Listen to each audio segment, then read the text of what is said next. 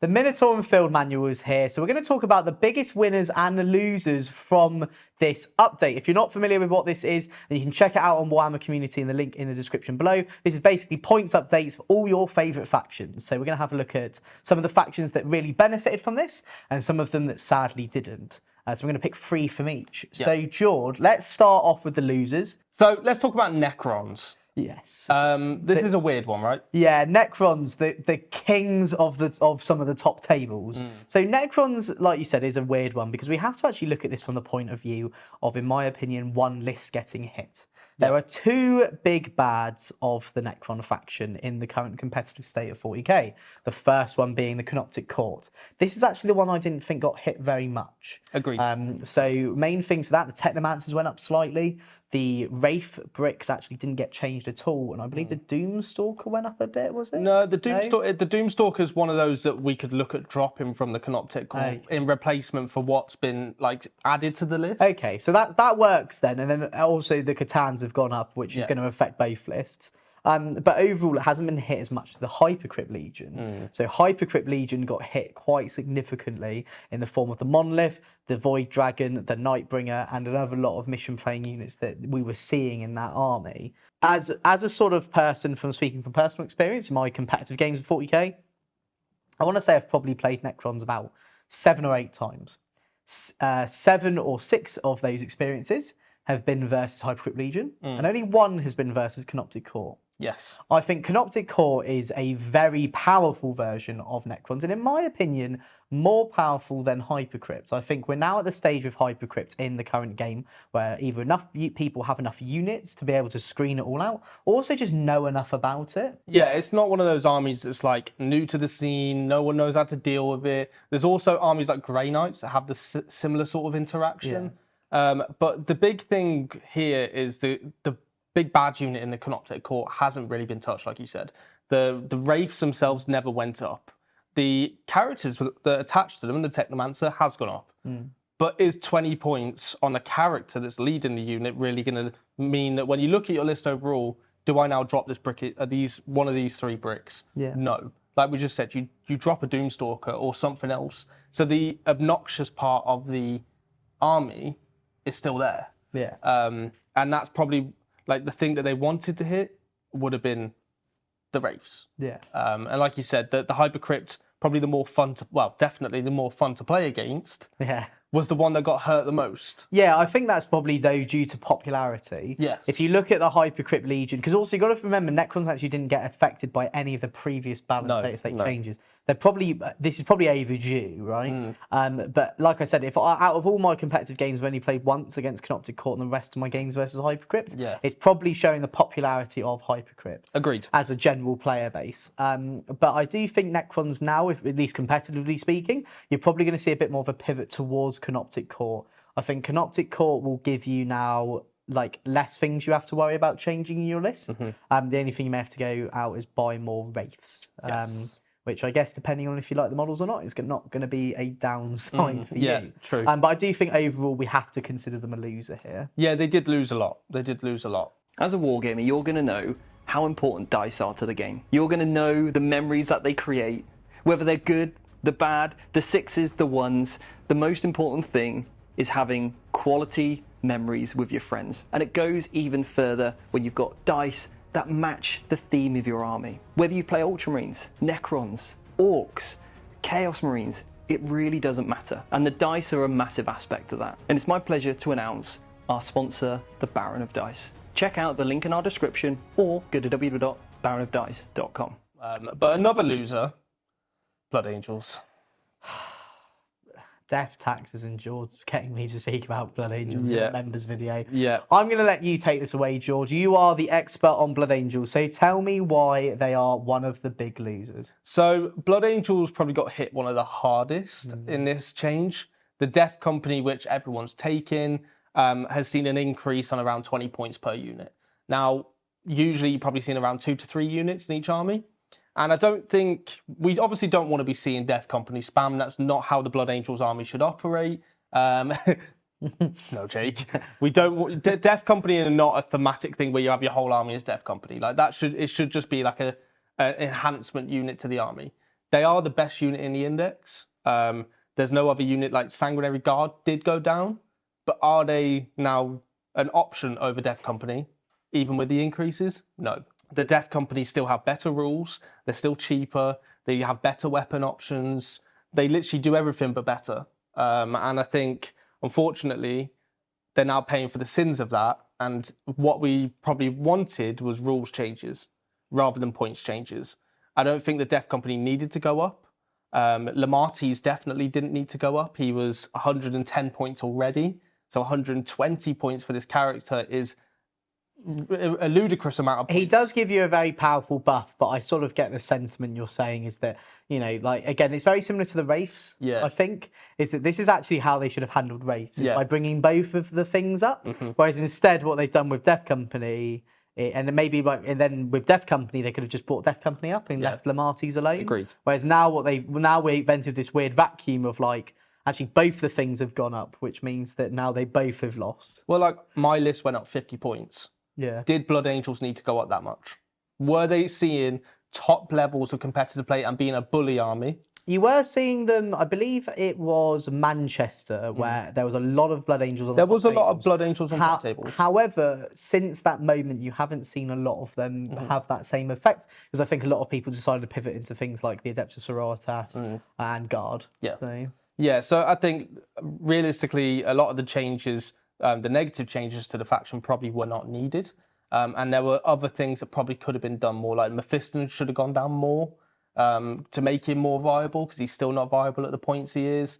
Dante probably could have gone down. There's a couple of characters like Sanguinor at 140, still amazing. I think he's amazing. But like, I don't think the Blood Angels needed points increases. In terms of if we're looking at the overall game state. And I think it, to be honest, I would be fine with Death Company going up, maybe 5 points for 5. Yeah, I can understand because they are an extremely powerful unit, and they're being taken. Yeah. However, I think the other points increases are quite unjust, and I don't. You probably know this way better than me, but I don't think the Sanguinary Guard little pat on the back you got given probably isn't enough. Really. No, definitely not. So it's okay, mate. It happens to us all. It's all right. Come on.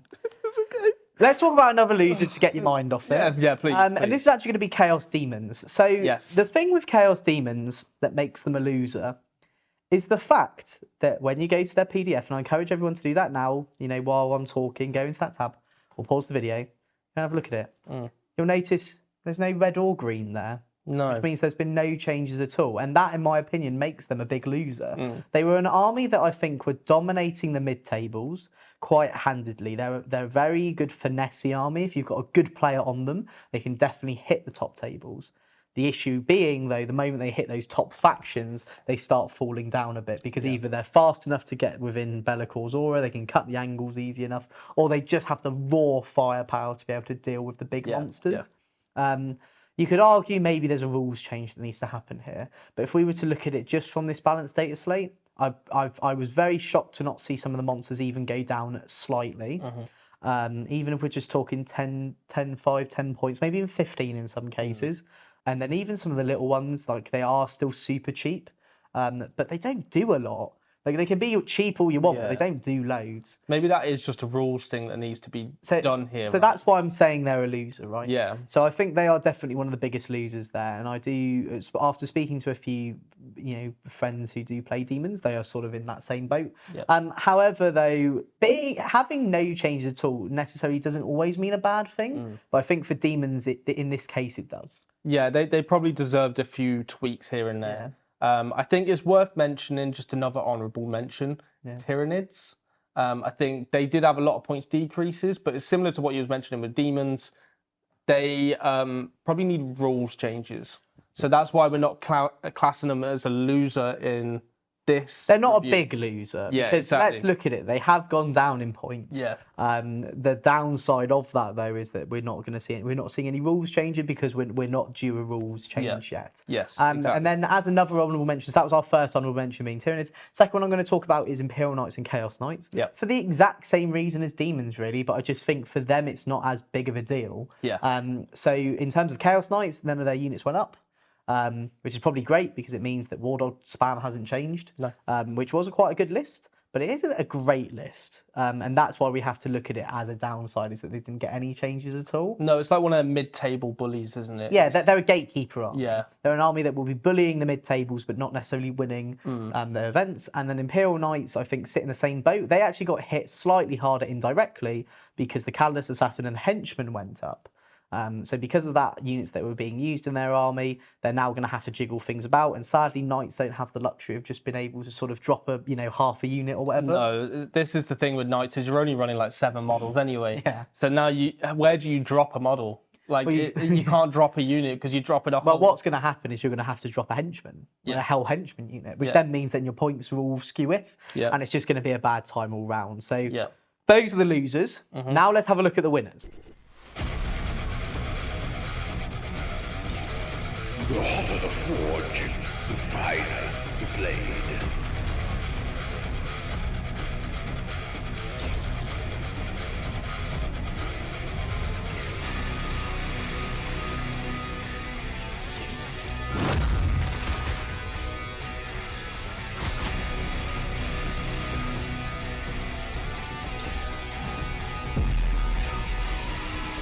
Let's get a bit positive. Or is it positive? Well, I guess. Well, we're winners. Guard. Well, no. Okay. Astra Militarum. Let me talk to you about Astra Militarum. So, an army that, if you look at the win rate, would tell you the army is bad, but has ironically won and gone top 3 at so many events that I have attended, have been at, or have heard of. It is terrifying. So the reason they're a winner is because, yes, you look at their list on paper and you go, wow, that indirect list went up loads. The Basilisk went up 15, the Manticores went up 10, Kazkin went up 20. Bulgrin went up 20. Bulgrin went up 20. Oh my God, that's so many points. How do we fix that? Well, I'll tell you how. We could just take your Kazkin out and put in 3 units of 5 Scions. And you don't get the same damage output the Kazkin were doing, but you get the same mission playing ability. But the fact that a lot of your list then stays the same is probably a win there. And you do gain points to then put in a new unit. Yeah, or you can make the Scion units bigger if you want. So it's maybe help them replace the role of the Kazkin. Because I think you can take like 4 melter guns in a Scion unit of 10 or something. And they get reroll hits as well. So they are really... Yeah, so that's something that is quite scary. The other thing as well that makes Guard a winner is the fact that a lot of their other tanks went down in points. So hopefully, touchwood, we're going to see a lot more varied lists from Guard and not just indirect spam. I hope so. But that has to be classed as a winner anyway. I think, yes, if you are a Guard player and you're sitting there with your indirect all doom and gloom, honestly... There's ways to fix it, and you're still going to be running. Get on that Games Workshop website, or go to your friendly local gaming store, pick up 3 boxes of Scions, wipe those tears away with your Scion boxes. And honestly, I think you'll be fine. I think you have come out of this insanely well. Personally, they got touched very lightly in this. Yes. Chaos Space Marines, another winner of the old Minotaur and Field Manual. That's right. A load of points decreases here across the board. I don't think a single thing went up. No. Surely has to be a really positive thing for the faction. The fact that they already had quite a varied list anyway. You've now got more units that are going to be more usable on the tabletop. And because of that, it's just going to help the faction, I think. They definitely are suffering for the sins of the last sort of iteration of them, which was insanely powerful. Whereas now that build received so many nerfs. Yeah, the faction kind of just became like stagnant. It was still good, but it was like... All the good players, like not good players, but all like the top players that were running the list have left. Yeah, all the meta chasers stopped using them. Yeah, exactly. And the people that then were using them were suffering a bit for that sort of build. Whereas now, I think they actually look very tasty. Yeah, I mean the Terminator's going down. Now that Abaddon brick is cheaper. Yeah. Vindicator's going down. Vindicator's the Hellbrute, all that. Yeah. Cypher, I think, went down Cypher as well. went down. Yeah. There's a lot of like Legionnaires went down. That's massive. Like they're already fantastic. Now they're going down. Like there's all these little things. You're probably going to be making between 70 to 100 points when you add up like a good list. Yeah, I definitely think that the CSM have come out of this really good. Don't get me wrong, I don't think they're going to go back to dominating the top tables like they were, but I definitely think they're going to be, their win rate is going to rise definitely, and hopefully we're going to see a lot more CSM on the table. Yep. And then thirdly, we have to talk about, I guess, another sort of Chaos Marine faction, right? Yeah, the other Chaos faction. Dark Angels. we look at Dark Angels from two parts here. The first part being the points decreases. So things like Deathwing Knights, Deathwing, Inner Circle Companions, the Lion. And the Lion went down 50 points. That is huge. In my opinion, the Lion was way too expensive before. Now I think he's still expensive, but at least now a unit that you want to at least look at. Well, look, 50 points off the Lion, which is one of those characters where I think people include him because they love the Lion or love the character. And like, now you're getting 50 points off that. Hopefully we can start seeing these Dark Angel lists become more viable that want to run the Lion and these Deathwing Terminators or these sort of units, right? I mean, obviously the Dark Angels Codex that came out probably can do with some rules tweaks. But as we've mentioned, in the Munitorum Field Manual, that's not the purpose of this document. No. So the points changes are amazing. Yes, I do agree. I think that Dark Angels have come out with this great Terminator lists. If you do want to run a full Deathwing list, I know one of the lists I think went down like 160 points or something insane. So that is super positive. And then the other side we need to look at this from is the fact that the Ironstorm Dark Angel list actually hasn't gone down or gone up at all. So, and if anything, it's now actually giving you a few more choices. Darkshroud didn't go up, Azrael didn't go up. Like none of the units really went up. The Storm Raven did, but that just means now you replace that with a different heavy hitting vehicle. Or you're just taking something out. Like I don't think it's that deep. Like, or you take an enhancement out. I don't think it's that deep. And if anything, Vindicators, they went down 20 points. Phil, if you are watching, your Vindicators have been the bane of my existence in your Ironstorm list. And I've been saying, we've both been saying how good Vindicators are anyway. They're now cheaper. His two Vindicators he runs in an Ironstorm list, his list has just gained 40 points. And his list was already really good. So I think that has to be considered a massive win for Dark Angel fans all over. So hopefully we may see the Codex supplement, hopefully. Fingers crossed, but I do just predominantly think we're just going to still see Ironstorm Dark Angels. Yeah, because it hasn't been hit with the necessary changes that would have made. It's similar to the Canoptic Court. It's similar to like all these gatekeeper lists, right? That are hitting these top tables and being used by like the top meta players. They haven't changed, and they're not going to change. No. I think I do think a few of them may change, but I think more just little bits and bobs rather than full on massive sweeping changes. And I honestly don't think there'll be many people jumping from factions to other factions. Yeah. I think that people like Necrons, as an example, will just be staying within Necrons but running something else. So we need to also speak about honourable mentions before we end this video. And there's actually 3 for the winners. And ironically, they are all of the Chaos Space Marine other factions. So we're talking about our Thousand Sons, our World Eaters, and our Death Guard. Really quick, the main reason these all are winners. So we'll just go quickly. World Eaters, they had a lot of points decreases, but no points increases. An army that I already thought was good. And everyone was sort of saying all doom and gloom, World Eaters are bad. I personally, and you know this from the start, even from when they had their original changes, I thought they were still going to be fine. Now I think we're going to see a lot more of a healthier list with maybe more, a bit more variation instead of just a ton of 8-bound, which I do think is the way to go. Angron, I'm sorry, bud, you don't make the cut. The Mauler thing going down and is actually looking more tempting now, replacing Angron. Because he's 145 points and he does the heavy damage. He hits vehicles really hard, gets the benefit of the World Eaters detachment. So that potentially could now replace if you take Angron out of your list, you can put 2 Mauler Fiends in and then have change for other units as well, which is really big. Another thing the Thousand Sons, things like Scarab Occult and Demon Princes going down. You weren't really seeing Scarab Occult in the top lists. Their enhancements did go up, which I honestly think you maybe just get rid of one of the enhancements. I personally wasn't really, when I was playing Thousand Sons on stream, that Arcane Vortex never came up that much. So maybe you drop that and you just keep Lord of Forbidden Law. That is, in my opinion, the money one. And the Umbralific Crystal is still great. Crystal's still great as well. I wasn't using that at all, but I know a lot of people who were. So I think that as a whole is good. And maybe you'll see Scarab Occult hopefully still back in the list. More varied lists is what we want for Thousand Sons. At the minute, Rubric, Spam and Magnus and It's just, it can be oppressive in the right hands. Yeah. So yeah, I think Thousand Sons are a winner. Yeah, and then finally, we need to look at Death Guard. So the main reason for Death Guard being a winner is ironically the same reason Demons are a loser, and that's because Death Guard were already doing quite well, and they haven't actually received any changes. Yes. If anything, the Hellbrute's gone down, which I think was a unit that was quite used in Death Guard.